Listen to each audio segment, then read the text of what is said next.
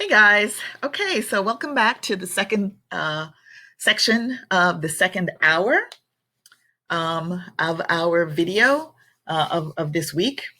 This is the start of Unit 4. This is the second hour, week 4 of our videos. And we're just going to pick up where we left off. We finished off on in the book, we finished off on page 46, and we just finished talking about ways to communicate with your doctor for your health. So we're now going to actually go to, you can see it better on this page. This is page 47. If you have the second edition, this is what your page 47 looks like. And if you have the third edition, this is what your page 47 will look like. It's basically the same thing. Everything is the same in terms of the information that you see. The only difference, things that look different are the pictures, okay? But everything else is exactly the same. So let's go ahead and look at page 47. Now here it says, talk with a partner, change the bold words and make conversations. Talk with a partner, change the bold words and make conversations. And we've talked about what bold means. Bold is when the words are in dark black, like that. Okay, see the difference in color? So you're going to change the bold words. Here you can see the dark black words. You're going to change those with the words that are under here. Okay, so in this scenario, in this partnership, I will be your partner and I will be person A and you will be person B.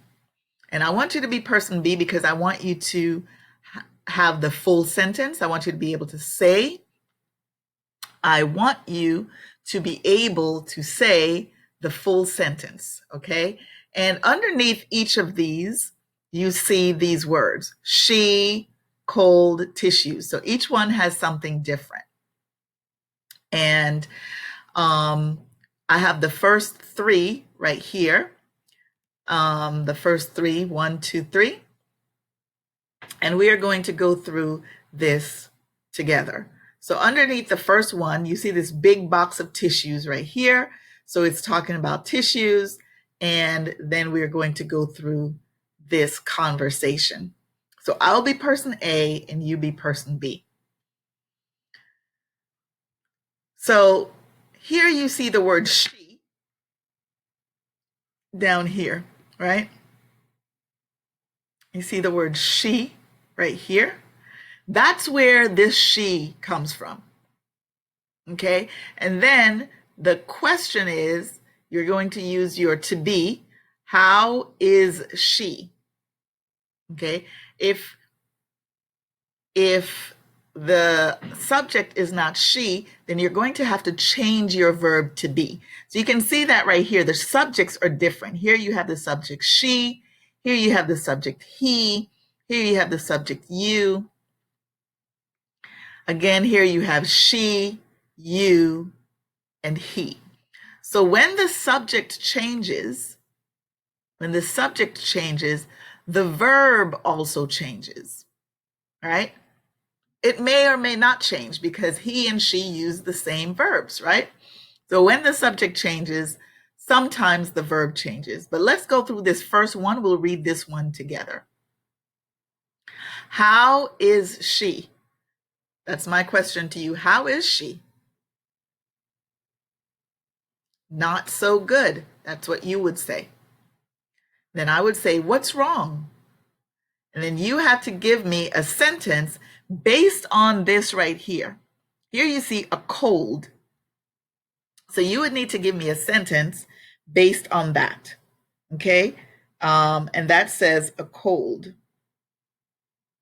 Okay? And then when you have a cold, so you would say, she has a cold. Okay, so in the first question uses the verb to be because you're asking how someone is doing. And how we do that is we say, how is she? But when you give the answer about what's wrong, when you give the specific answer, you would say, she has a cold. Or in this case, what's the word that we learned just a few minutes ago? Diagnosis, right? Diagnosis. We just learned the word the medical word for telling what's wrong, when the doctor says what's wrong, diagnosis, right? So the diagnosis is she has a cold. Well, what do you need when you have a cold? One thing you need is tissues. That's why this box is here and you see tissues. So I have tissues. And then you would say, really? Thanks. Okay. So that's how we would have the conversation. But the only words that would need to be changed are the words in bold, is she, and then she has a cold, and then tissues. Okay, so let's go to the next one. Now, we're going to do these first three together. And then for those of you who I know you do not have a book at home, I'm going to let you pause. So I want you to pause the video and go through these last three on your own. I won't pause my video because I don't need to, but you pause your video when we get to number 4. You pause your video and you complete number 4, and then you come back and answer the questions, okay? Now, so we're going to come back to our section right here, and the next one is, the subject is he. So now we're going to change this part. How is he? How is he? Not so good. That's what you say. Not so good. And then I would say, what's wrong? And here you have to change what's wrong to what's wrong in number 2. So in number 2, he doesn't have a cold. In number 2, he has a headache. He has a headache. And then I would say, I have aspirin. I have aspirin. And then you would say, really? Thanks. Okay. So he has a headache. Of course, up here, she has a cold. He has a headache. Okay. And then you would say, or I would say, I have aspirin. All right. Now the last one is this one right here. Let me just separate these a little. Okay. So then this one right here, what are these? These are cough drops. All right. You see them right here, cough drops. And you use cough drops when someone has a cough. And in this case, you have a cough. So if you is going to be the subject, what is the verb form of to be that we would use with you? You are. So how are you? How are you? What's wrong? Now, what would you say here? If I ask you what's wrong, I'm asking you, what's wrong? You would say, I, and what form of the verb do we use? I have a cough. I have a cough. Because I'm asking you. So you would not say you have a cough. No, you would say I have a cough. So Natalia, if I say, Natalia, how are you? Teresita, how are you? Jeanette, how are you? Ling, how are you? June, how are you? Right? Yura, how are you? Rosabella, how are you? Okay. You would say, I, and then you would answer the question. So that's what you're doing here. I have a cough. Okay. And then I would say, I have cough drops. Right? I have cough drops. And then you would say, really, really, thanks. You'd be happy for the cough drops, right? Okay. So you guys go ahead and pause the video. And I want you to pause the video. Let's see. It's going to be kind of hard for you to see this part up top and the stuff on the bottom. So I'm going to come down here so you can see the stuff on the bottom, and you can go ahead and write this down, right? She, cut and bandage, you, a sprained ankle and ice pack, and he, a backache and a heating pad. Okay. And then you would go ahead and, with someone at home, you can go ahead and ask. One person will be person A and one person will be person B. All right, so go ahead and pause the video.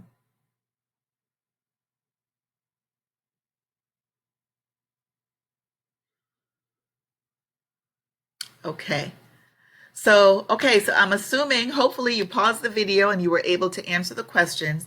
So let's go ahead and do the next three. We've got she, a cut, and a bandage, right? She is our subject. A cut is what's wrong, and a bandage, right? So the first question is, how is she? How is she? And then the answer is not so good. And then I would ask, what's wrong? And then the thing that you would have to respond is, she has a cut. And then I would say, I have a bandage. Okay. All right. The next one is you, a sprained ankle and an ice pack. Okay. You, a sprained ankle and an ice pack. And the question is, what's our subject? Our subject is you.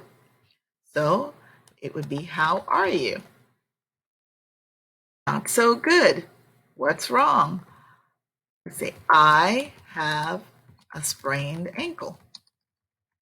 Right? I have a sprained ankle. And then I would say, I have an ice pack. And you would say, really? Thanks. Really? Thanks. Okay. Now let's come to the next one. He, a backache and a heating pad. He, a backache